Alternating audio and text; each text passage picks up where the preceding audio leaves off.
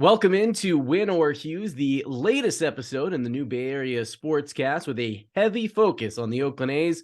I'm your host, Joe Hughes, alongside my brother, Eric Hughes, and we're going to be talking a lot of A's baseball this year. And the season started, Rick. Opening day has happened. We've got a chance to see the A's play games that count. Opening day on a Thursday, then an off day on Friday, so you had to wait. Fortunately, it was with a good taste in your mouth because you were talking about a fun A's win. So if you had to wait a day, you didn't have to do it with like a loss, getting, shoved by Shohei Ohtani. You had a good win. It was a cool experience. We want to talk about opening day. We're going to talk about the major league debut of Shintaro Fujinami and just kind of overall early impressions, small sample size of the Oakland A's. We're going to get into it first with opening day, which is a holiday. For any baseball fan and A's fan, opening day is a holiday. It's a tradition you and I really celebrate. And I want to get into some of those traditions because opening day for the A's this year was very cool. And I know there was a lot of hype. Maybe that's coming off the WBC. There was a lot of excitement, not as much from last year. People were a little sour, but the way that opening day happened was really cool. And I want to give you a chance because you had a really cool experience. You got a last minute call. We were going to the game together. Our cousin hit you up with a last minute experience to go do something, that like just adds to why opening day can be such a cool day. And I want to give you a chance. Go ahead and tell that story and talk about that experience, man. Wow, memorable opening day to say the least. Honestly, could have been one of the best opening days I've ever had. Yeah, it just I feel incredible. like you say that every year though. Like But when the yeah, A's win on opening day, you're like, best opening day ever. yeah, this one takes the cake though. So I was down at Mary and Joe Sporting Goods. If you're in the East Bay, you may know them. If you don't, and you're looking for some gear, go in there and check it out. I popped in. I wanted to get a new hat for the season. I was checking them out, and honestly, I was, should I get the Kelly Green? Should I get a brand new home hat? And I got the text that said, "Hey, you want to be part of the flag ceremony." And honestly, I it was just things started happening all at once. I got a call from you trying to figure out how we're going to get to the stadium. I'm still trying to figure out what's going to be my new hat for the year.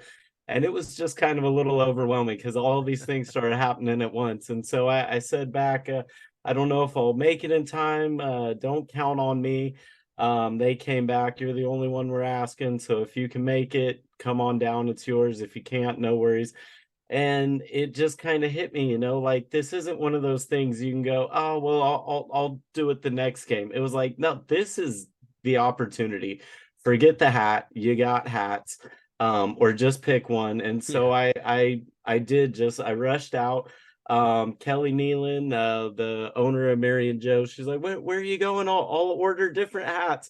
It wasn't the selection. So Yeah. I booked out, got back home. I definitely had told my wife that I was going to be leaving a lot later in the day. And with very little communication, we did a kid exchange.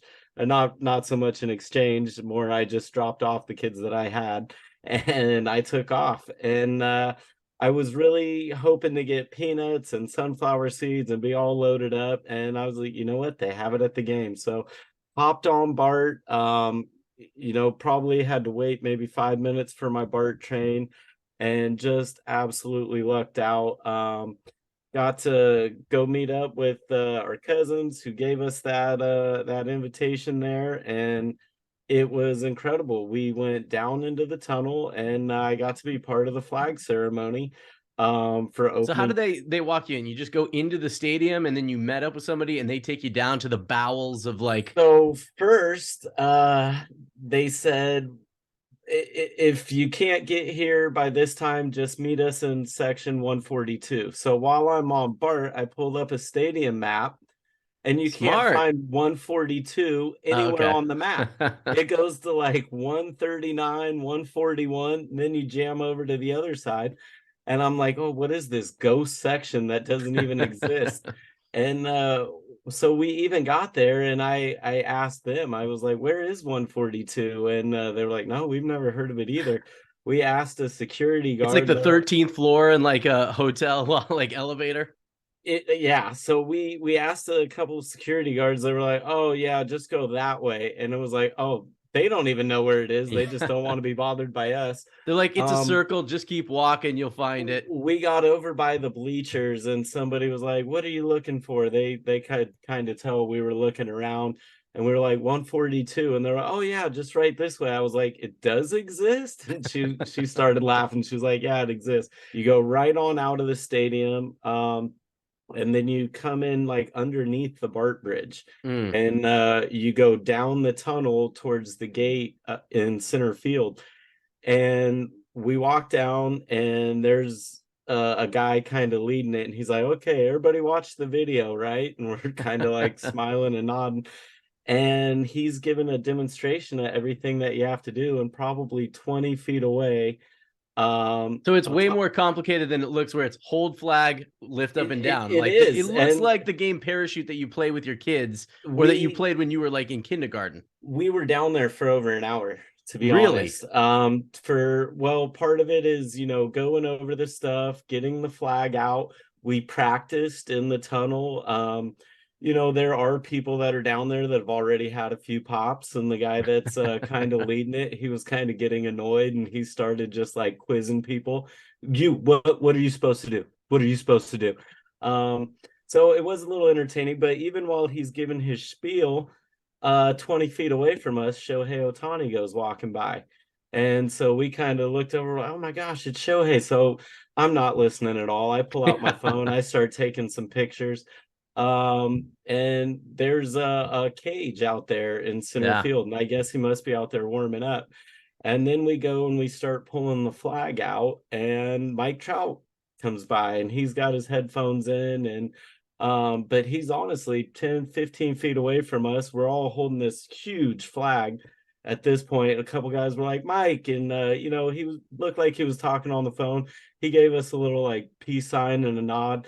Then he went into the pen, and he's literally, there's a cement wall. It doesn't go all the way up, Hmm. but you can hear him hitting these balls, and he's just hitting them in the sweet They have a spot. different sound with those guys, man. It's crazy because you hear guys talk about that, but then you go to those batting practice and you see those guys that, like, I remember Cespedes was one of those guys, Frank Thomas was one of those guys that, like, when you hear the guys that like can do it different, even just in batting practice, it sounds way different than when you're out there for just like seeing like a guy hit, like, He is popping them, and yeah. yeah, it was great. So we got to see Otani throwing against the outfield wall for a little bit, and then it was go time, and we got to go out on there on the field. I was, fortunate enough to be one of the first people out there.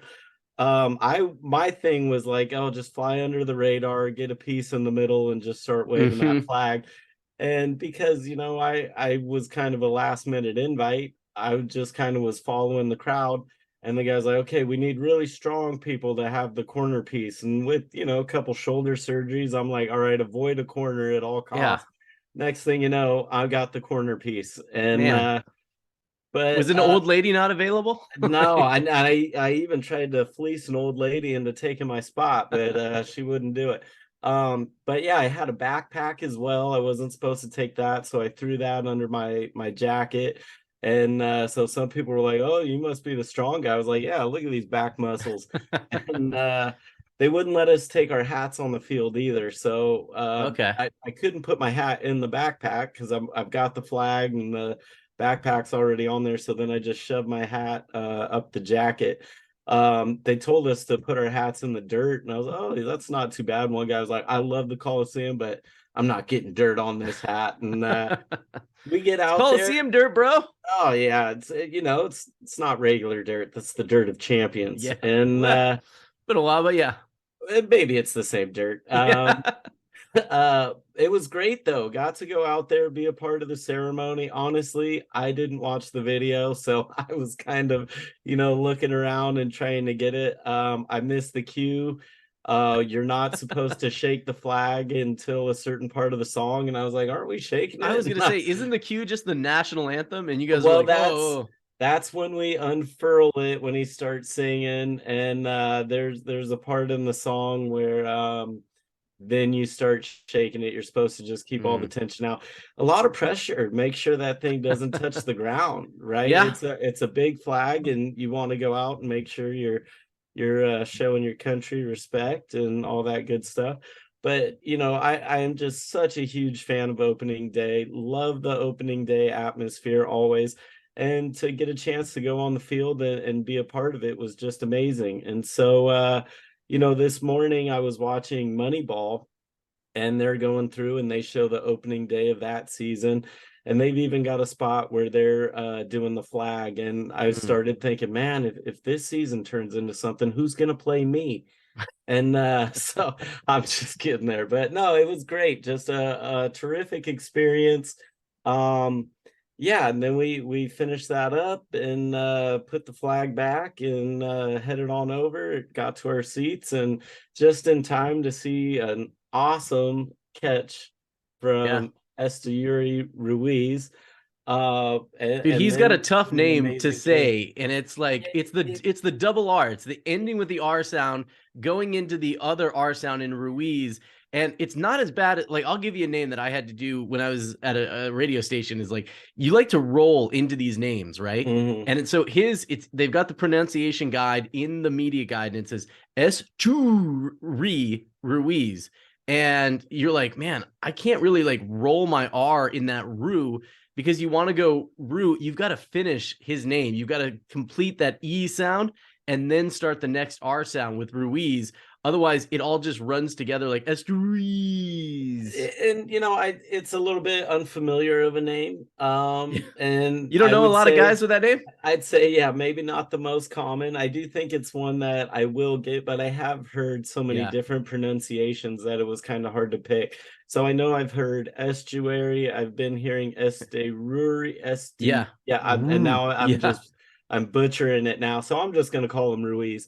Yeah. But we Well, I'll tell you were what, able to Chris see a whole Townsend on lot from A's him. cast, they're just calling him Esty, like a Esty, nickname, like okay, just, hey, Esty. Esty. Yeah. All right, as long as he's all right with that. Yeah. Yeah. Yeah. Yeah, so I think that's good. But yeah, just incredible. I always love opening day, always get up for opening day. And then this one was just definitely one for the books. What about you? What was the experience for you Yeah. as So somebody that was I'll tell you what watching from the stands? yeah, yeah, I wasn't as cool as you are, but I'll tell you something that was really cool.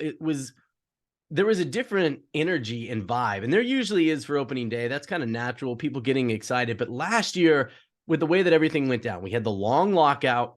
The team got turned around. Guys got traded quickly. It was a whole new team, and it just fell apart really fast. Didn't have a lot of time for the A's to put things together. The whole shroud of what's going to happen with the stadium was hanging over there. And I think there was just kind of a lot of bitterness for fans, understandably so, about what was going on with the team. I think a lot of that was like everybody put all of that aside, at least for one day. Those frustrations still exist, but hey, I'm going to ignore what I'm frustrated about with this team, and I'm going to focus on what I love about this team. I'm excited to be back in Oakland for however long the team's going to be here, and I'm excited to be back because what makes part of what makes it special, those fans. When you're there, it's such a cool little community to be a part of. The energy's good. Everyone's really friendly. You're making friends with who you sit next to and everything. And that changes every game, and you're making new friends every single time. The vibes were incredible. And I know there were a lot of people that took some cheap shots at the A's during the pregame ceremony, because we know as fans that party's happening in the parking lot. People are out there Mm-hmm, mm-hmm, barbecuing, enjoying cold mm-hmm. ones. And so there were 26,000 people there for opening day. It's not a sellout, so I get that. But they took a look at that like pregame picture with everybody lined up and the stadium still looking really empty. And they were tweeting out like, oh, that's pathetic and everything like that. Because that was not a snapshot of what it actually was like on opening day. That was just a simple cheap shot that people were taking. But I mean, it was cool. I mean, the only thing that I'll say is, like, we talked about it at the game. The Coliseum is not used to having big crowds regularly anymore. So those concessions, the lines are long. You've still got to like funnel your way through like the areas that kind of like bottleneck you as you're trying to get around. Once you're in your seat, once you got, your food and beverage, which was an if for some people, it's really cool. And it was really fun. The energy was cool. And not only that, we had a really good game. That first game there, also my first game watched with the pitch clock. And that game moves. Everything kind of, there was a lot of action. So I agree with you. Like, I know like the last thing I saw is always the best thing I saw is like a big thing in sports, but that was one of my favorite opening days. You know, we talked about it in our earlier podcast. I went back to one that you and I went to against the Rangers, you know, and we talked about Carlos Pena having the walk-off. And there was a couple of years ago, Matt Olson with the grand slam walk-off, but this ranks right up there. It wasn't a walk-off, but just the whole experience, the whole game. I didn't go on the field like you, but man, I love this opening day. It was great. And you're right. The Coliseum isn't used to those big crowds. The people that were taking the easy shots obviously didn't see the concession lines. They were tough to deal with. But what we talked about last podcast was being there, going seeing some of those your friends and things like that. To be honest, I never made it to the seat that I paid for. And I did some seat survey. Welcome to the Coliseum. What I ended up doing was pulling out my little earbuds and my wireless earbuds. I put those on and I put on A's Cast, and then I was able to listen to the broadcast. I was up and I was moving around, but I wouldn't say I like really missed the game, you know, because I was still listening, still getting to see, you know. That's another great thing about the Coliseum is there's so many open spots where even when you are in a concession line, there's still a pretty good view, not always the best view, but you can still get a nice look at what was going on.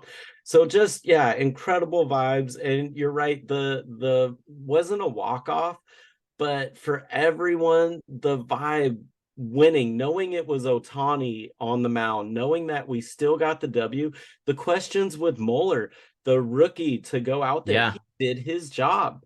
And, you know, he did his job well. He limited what the Angels were able to do. And, you know, I heard some people saying, we beat Ohtani. I'm going to disagree with that. We did not beat Ohtani. Ohtani was... He was dealing, man. His business as well. But we beat the Angels, and that's who we were playing. We were playing the Angels. We weren't just playing Ohtani. But I wouldn't say that we beat Ohtani. But knowing that there were so many question marks for the year, knowing we were going against Ohtani, who had a really good World Baseball Classic, finished it off against Mike Trout, you know, so he came in ready to go, or he should have come in ready to go. There were some times he was missing. I think he walked Tony Kemp pretty early, and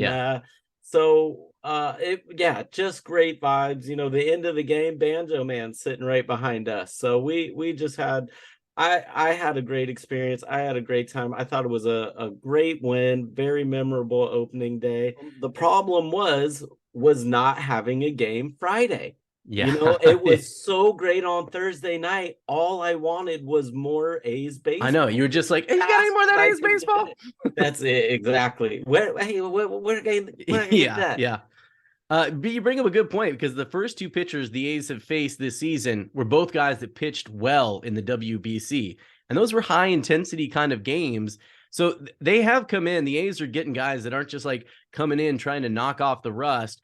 And that game opening night was a good example of the way that the A's want to win. Like, we don't have a tremendous amount of power in this lineup right now. There are some guys that can hit homers, but you know, it's not a lineup where it's stacked with 30 home run kind of guys. They've put a lot of emphasis on athleticism and speed. And that happened with Ruiz getting on, and right away, that's something fans were buzzing about. I mean, he had the great catch earlier, but they wanted to see him get on base and they wanted to see him run. And, you know, when he got that opportunity, I mean, everybody was jazzed up for every pitch. Tony Kemp was at bat, but nobody was watching Tony Kemp. They were all watching Ruiz to see if he's going to go. And as soon as the ball got put in play, you know, it was a you know, a bomb for Tony Kemp standards, as far as it was like, you know, he went up to the upper decks, but he sent a shot out there. The ball's going out there, and right away, everyone, as soon as it like doesn't get caught, the eyes shift right to Ruiz. And you got to do it quick, because by the time you look down, he was already heading past second base on his way around to score. And that's the way the A's want to get a lot of runs, is they are counting on, they led spring with walks. They're hoping to get guys on base that way and then take advantage of the new rules.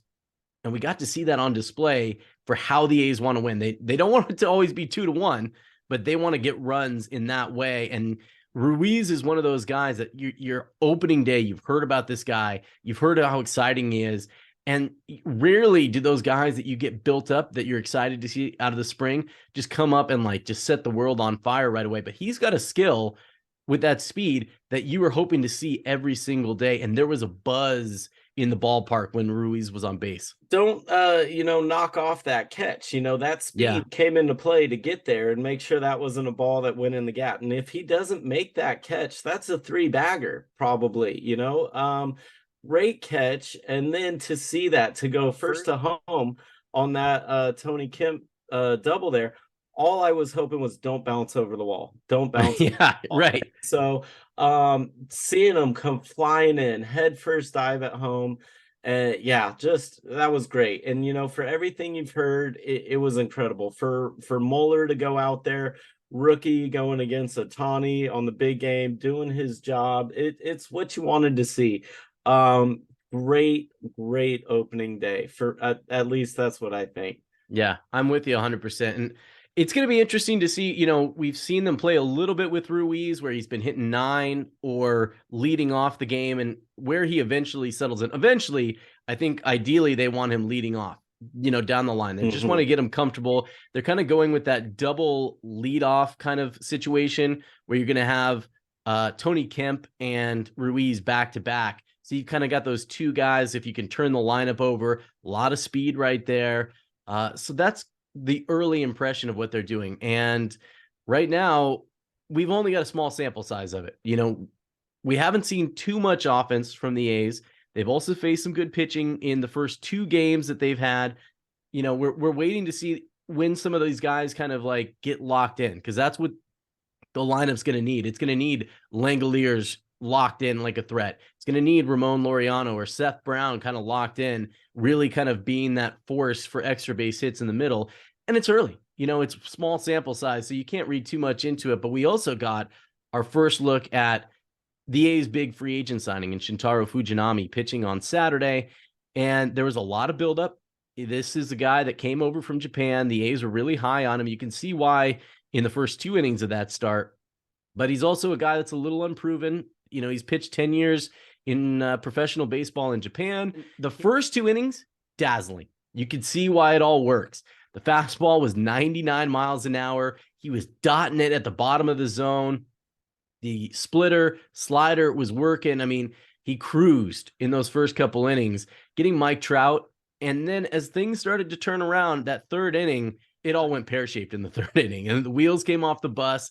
He talked about it after the game, and he said it was pitch sequencing. Like he was using that fastball a lot in the first 2 innings, and the plan in the 3rd inning, they went more to the breaking ball early on. Didn't throw as many fastballs, and it also seemed like the Angels were out there looking like maybe they had kind of limited, hey, don't swing at the fastball. Just look for the breaking ball, just simplify things, and just focus maybe on that. So he's making his major league debut. He's coming over from Japan. Limited scouting report. There's a lot going on there. It's a lot of transition, but there's a lot of good that we saw in the first 2 innings, a lot of bad in that 3rd inning. So what was your first impressions? Because I still think that there's a lot to be optimistic about, despite what happened in that 3rd inning. No, it was my first time seeing him. And, from hearing what you've said, he can get a lot of strikeouts, and he can give up a lot of walks, and he can lose it. So it was my first time seeing him. That first batter, was it Ward? Maybe I don't know who the Angels had leading off, but he almost hit that bomb. And by the way, great Fuji reaction from Fuji after that bomb. Yeah. And so then after that, to just get so dialed in where now he's just putting guys down, and to shake that off too, and just dial back in, 3 up, 3 down. Next inning, 3 up, 3 down. And as soon as the next inning started, Kuiper and Braden are talking, and they're talking about how the wheels can fall off, and they absolutely did. They just completely fell out, could not buy an out. And some of those, they were just good hits. Some of them were a little unfortunate. Sometimes you just want to hit it to where a player is, and there's nobody there, and Yeah.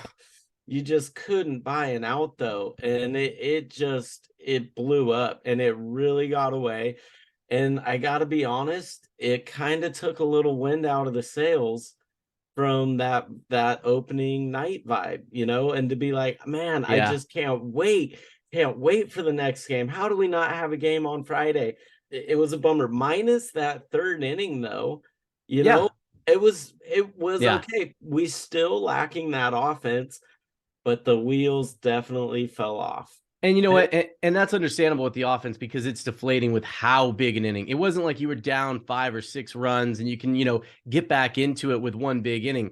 When you're down 11 runs in the third inning, that is a huge mountain to climb back up and get over. And I think that had a little bit to do with it. We saw, obviously Katse took advantage of that. He got some guys out. He pulled Ramon Laureano, started getting some other guys in there to get them some at bats and, get Ryan Noda a chance to get to the plate for the first time as a hitter. And, it's just kind of what you got to do. Like, you're not going to see position players pitching that often anymore, but it's like, hey, we got to get some of these guys in there and just kind of lean into, hey, we lost. We're getting ready for tomorrow. And, it was a tough spot for Adam Aller, who came in, and he was a guy that the A's are looking at as maybe a fifth starter or that kind of like swing man out of the bullpen, he and JP Sears. But, even if he was expecting to come in and pitch today, he wasn't expecting to come in that early.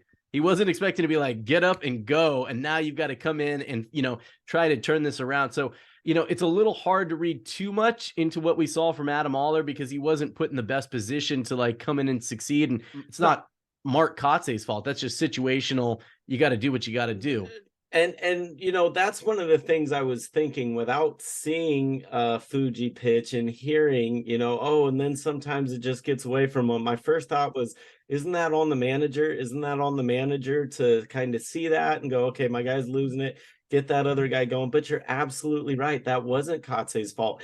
And you're thinking, like, okay, well, a double play and we're still in this, get out of the inning. And it just really fell off.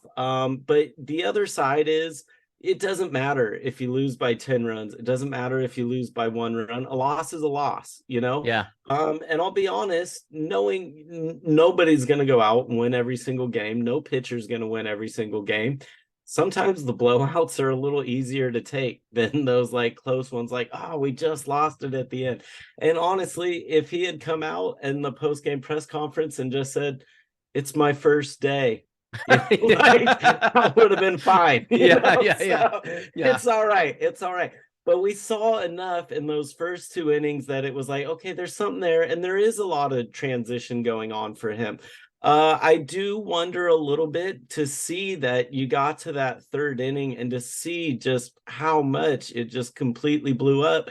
I wonder, maybe a bullpen job. Maybe you're a go-to guy for the bullpen. I don't know. You're right. We can't judge them on the first day against a good lineup. Yeah, a lot to be excited about for this A's team. I think that's just kind of the general vibe over the first, couple games. It's still early, small sample size. The expectations low for what the season results will be, but I think there were some fun things that we got to see in these early games. We talked about Ruiz. We talked about the positives, the first 2 innings of Fujinami's start, and how that can potentially grow into something really fun to watch. What are your early impressions? Couple games in, is there anything for the A's that really like stood out to you in a couple games that you're like, that's something I like to see?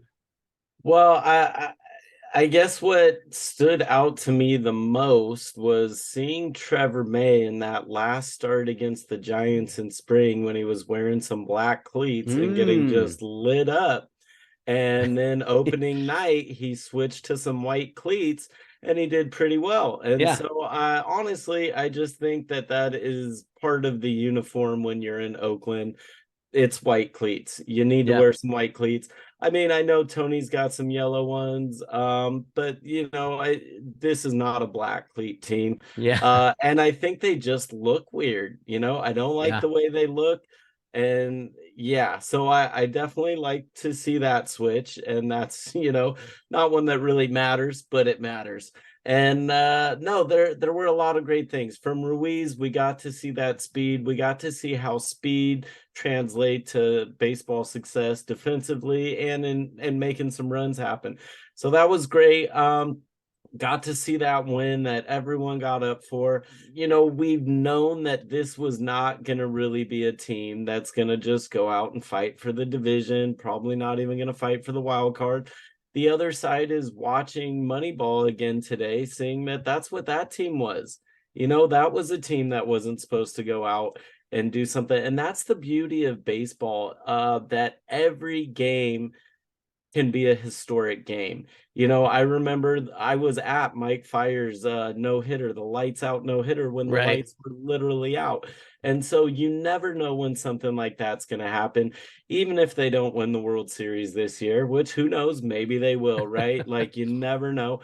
But there's always the chance for something historic to happen for the season or something historic to happen game by game. What I liked was they're young guys. I think there's going to be some growing pains. But like we said last time, it's kind of like those older teams of they're young, but they can play. And they're going out there and they're trying to play. They're trying to make some things happen. Hopefully it's not one of those things where you try too hard and then that kind of leads to mistakes. But from what I've seen, I'm happy to be back out there. I'm happy with what I'm seeing so far. Really happy to have it back. Really happy to be getting out there. And, the other thing is, hopefully we're going to be in Oakland. Hopefully this is going to be something that goes for a long time, but we know they're not going to be at the Coliseum for a long time. And there are, problems with the clubhouse and this and that. But all in all, it is a great stadium for baseball. You'd love the foul territory, especially when you've got those corner players that know how to navigate it, and you get to see those great plays. And then you see those out of town guys, no idea, and then they're tripping on the bullpen mound. So I love to see baseball there. I know Mount Davis has kind of ruined the beautiful views there. The Coliseum's got a special spot in my heart, and I know I'm not the only one. I mean, who doesn't love taking a trip to the Trough, Yeah. So even if we get a new ballpark, I hope they bring those along. So keep the tradition going. At least in one bathroom, just a trough. Or just like a little museum of it. Start So naming the troughs after players that like the A's hate. Like after a while, like start just having like, oh, you know what? This is the Jose Altuve trough. This is I the thought you were Justin going to say the Verlander trough. Rendon. The Rendon trough. Yeah, that'll be for number 2. And but yeah, you can do some of that. But you brought up a good point. We talked about it a little bit. Like they're young, but they can play.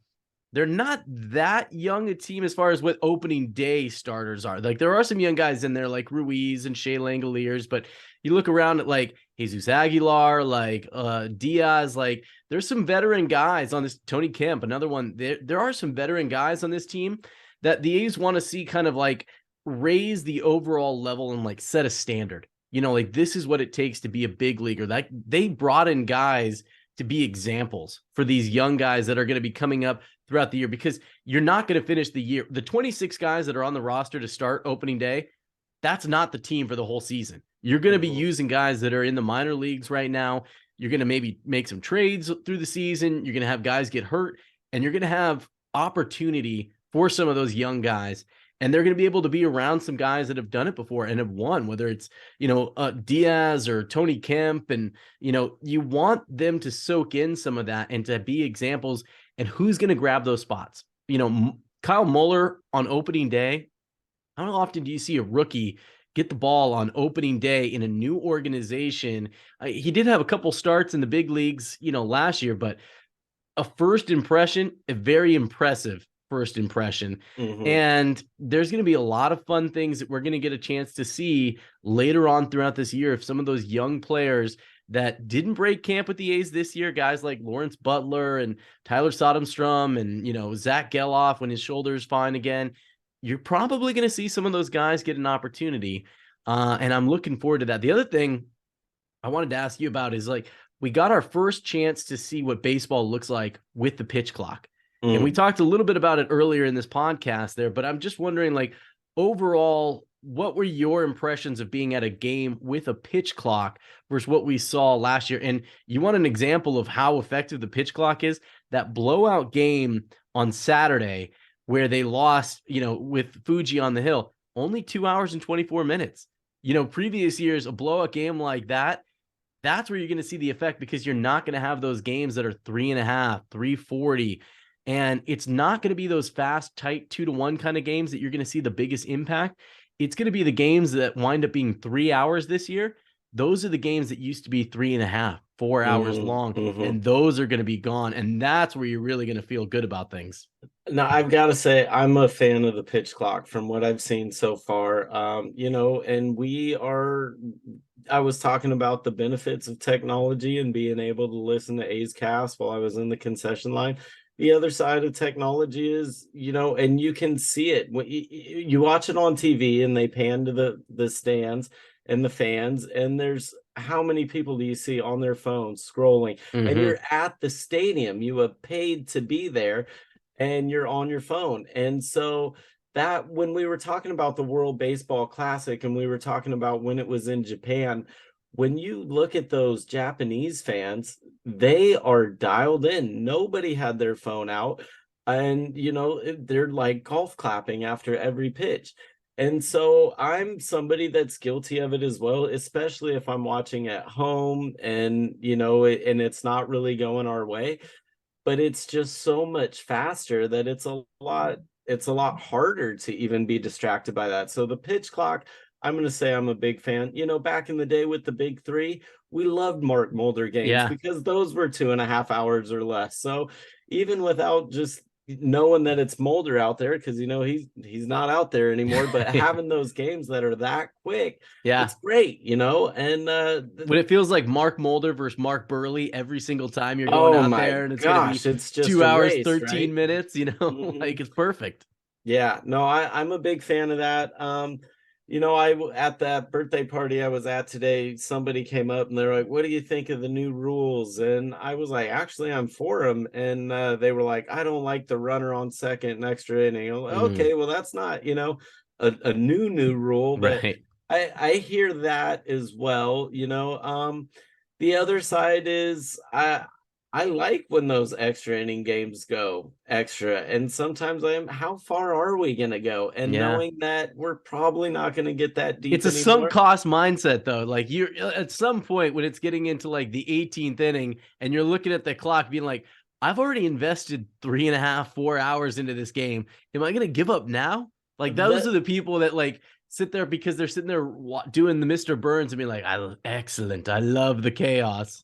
The thing is, when the games were close and it didn't look like there was a lot between the two teams and you're getting to the bottom of the seventh, then you go buy 2 beers thinking you're going to extra innings and you're not. And then when you're like, okay, I'm not going to do this. Now we're at 14, 15 innings. And you're like, like, I guess I'll get an RC Cola. And those days are gone. But yeah, I missed an RC Cola when we were at the ballpark on opening day. I got a lemonade. It was a great lemonade. Actually, I got 2. I went and got a pink lemonade as well. And I actually heard somebody outside the stadium when I was walking up, and they were like, "They have great lemonade here. I don't think I've ever had one." And I was a big fan. The vendor was walking by, lemonade. Yeah. And I called out lemonade, and he actually looked at me like, "Really? Do you want one?" And I was like, "Yeah." He's like, "This is for kids, man." Yeah. Is your mom gonna buy it for you? Yeah. And so no, actually, great lemonade there. Really enjoyed that. But no, I'm a fan of the new rules. The bases, I didn't really notice them at first. It was kind of out of sight. How did you not notice them at first? Well, as soon as it was pointed out, and then I was like, those are huge. Like, do they take the pizza out before they put those down? So no, I've been a fan. The other thing was when you see the pitcher make the pickoff move and the stadium starts booing, because we know he's trying to disrupt some timing or this or that. But now it's like, no, don't boo. Encourage him to do that again. Yeah. and make them think, hey, that guy's getting a big lead. Hey, look.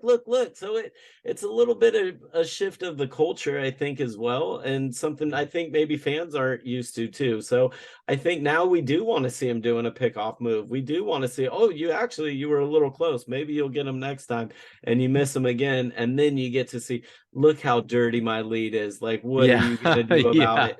And so yeah, it's I've been a fan so far. Again, we're 2 games in. Early. Yeah. Yeah. Early in the season. But what's that pitch clock going to do in a close game, bottom of Yeah. the ninth? When Yeah. you get to that, and we haven't really gotten to see that. We got to see a little bit on opening day because it was a close play. But I'm talking about when we're in the dog days and you've got to pick up these W's. So it'll be interesting to see what happens then. You brought up a shift and things like that, and I think one of the biggest changes for the shift that I've noticed very early on in the season, because you can't shift to those lefties. Mhm. Second base is a way more important defensive position than I think it's Mhm. been before, because you don't get as much help. You're going to have to cover that ground yourself. And you've already seen like how much extra work Tony Kemp makes incredible plays over there at second base. We've seen Diaz make some plays, and you're just going to have to be very athletic. You got to get to that ball so quick, get up, flip your hips, get it over to first base, because it's shorter distance for the runner just trying to get over there. It's harder to turn a double play because the shorter distance between first and second base, balls are getting on you fast. And it's almost like you've got to be a shortstop. And I wonder how things will change with that shift rule, because, you used to have a lot of guys at second base where it wasn't as important necessarily as a defensive position. Being good at it was great, but, that's a place that maybe like a team like the Rangers will have an advantage. And they've got a guy in Marcus Semien who was a gold Mhm. glove caliber shortstop. After the way he started his career, became a very good defender, and now he's over at second base. And what an advantage that'll be if you've got that kind of athlete and that kind of defensive prowess at second base, which is going to be more and more important, especially when there's, no shift and a lot of lefties in the lineup. And what the other side of that is when you don't have that and you are doing a platoon and you're not out there every day and like, oh, okay, well, I'm getting used to it. Right. And you're playing first base one day and then you're playing left field the next day. So that goes back to, having the platoon, not having this is our first baseman every day, this is our second baseman every day. You're right. So it is too early of a sample size.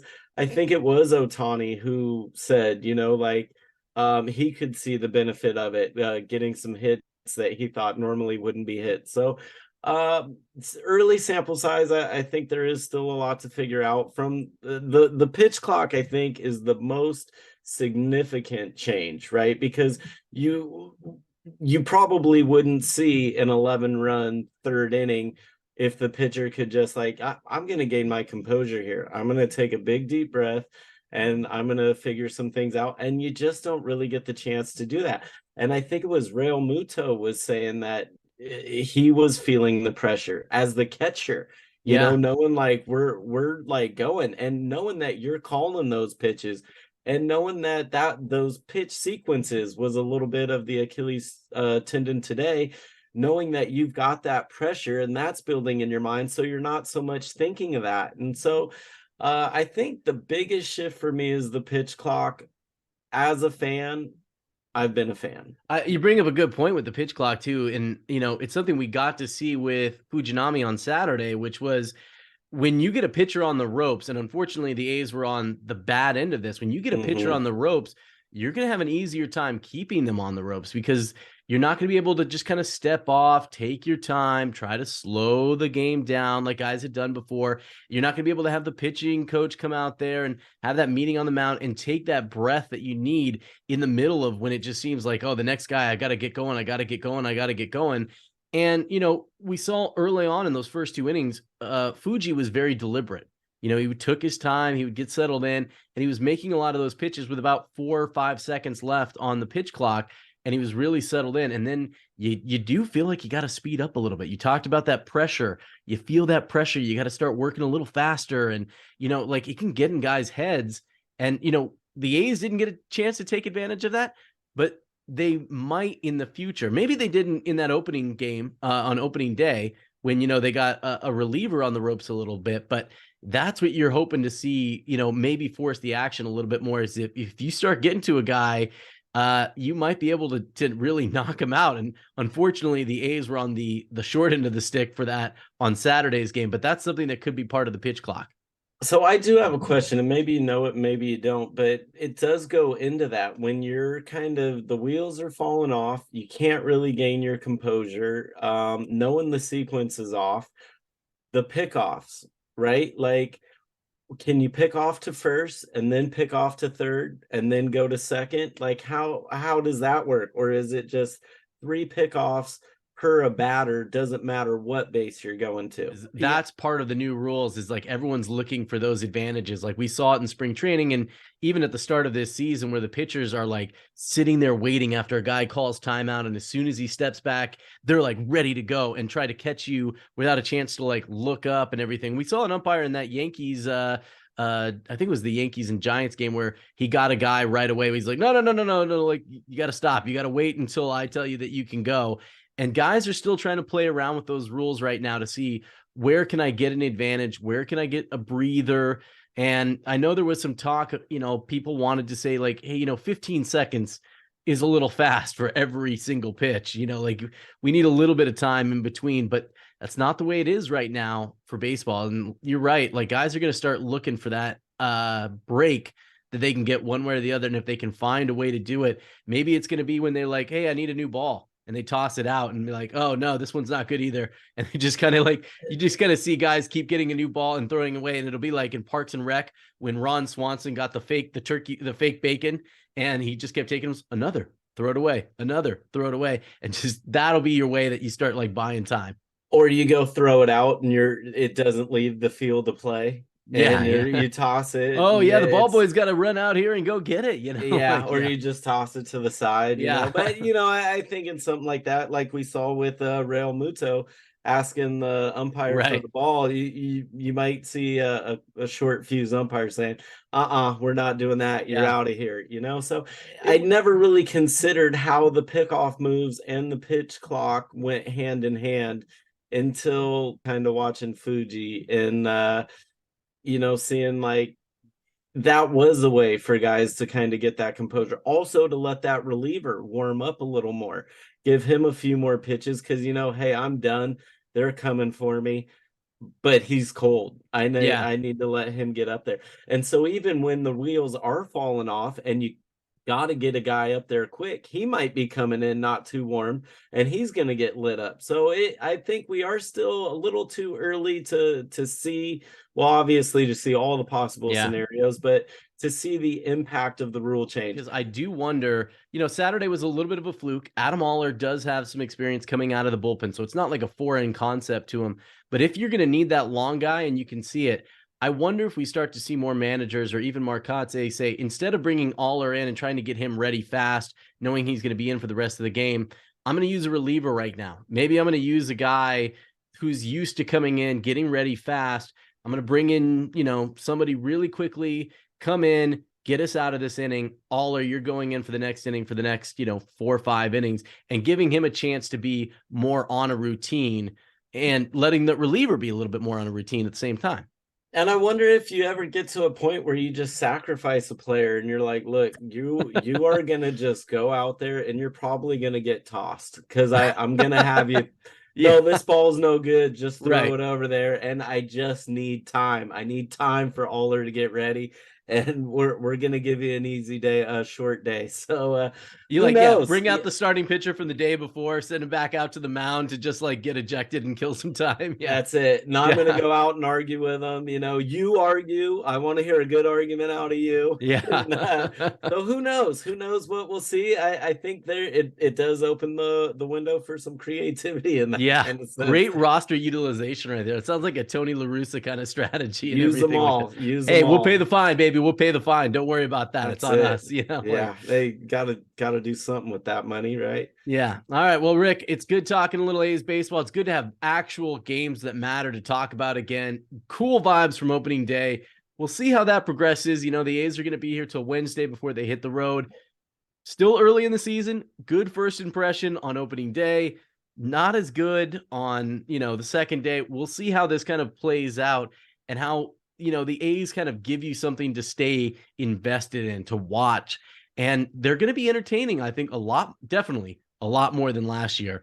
And I think there's more to watch because when you see some of those guys like a Ruiz that you think like I'm invested in watching this guy. I'm invested Mhm. in watching Kyle Muller because even if it's the early days when you're waiting for all that to click, there's a reason to tune in to see like, hey, I think Shea Langoliers is going to be a guy that's going to be here for a few years. I want to see him. It's like getting the band's t-shirt before they blow up. I want the Mhm. Langoliers t-shirt right Mhm. now so that when all of a sudden he's an all-star, I can be like, oh, I knew way back then that he was going to be great. And so I'm excited to see all that. Excited to talk A's baseball with you all week. You've been listening to Win or Hughes, Bay Area Sports Podcast with a heavy focus on the Oakland A's. New episodes every Monday. You can find us on Twitter at Win or Hughes. You can find me on Twitter at Vegas Joe Hughes. We have podcasts out wherever you get your podcasts. Make sure to like and subscribe. New videos on YouTube as well. Looking forward to talking to you again next Monday.